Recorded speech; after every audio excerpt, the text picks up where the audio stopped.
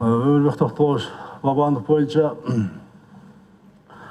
Өмірбек Тоқтоғұлов бұл чоң саясатта, мына чоң бизнесте мына жүрді, білесіңер.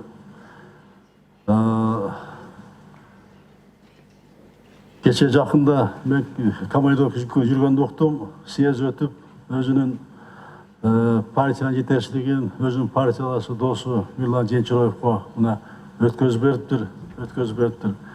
Өмірбек Тоқтоғұлович жақсы білесіңер, президенттік сайлауда маға ең негізгі атаңдас болып, кейін сайлау өткенден кейін бір қандай себептермен өлкөдөн шығып кетті, бирөөгө түшүндүрмө берди, бирөөгө түшүндүрмөдө менин атымдагы аралаштырганга аракет кылышты.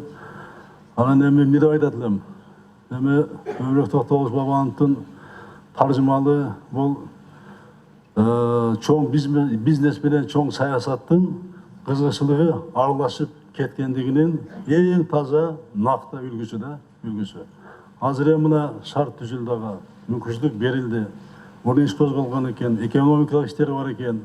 Мына азыр тергөө иштери жүрүп атат. Аны барып өзүн актанысын, ал иш боюнча өзүнүн чындыгын аерде чын болуп чындыгын көрсөтсүн мүмкүнчүлүк түзүлдү. Анан эми 25 суроо боюнча азыр эми менин бергеним туура эмес экен, муну тергөө берет да, аялыктан тергөө берет, анан ал жерде жооп берет.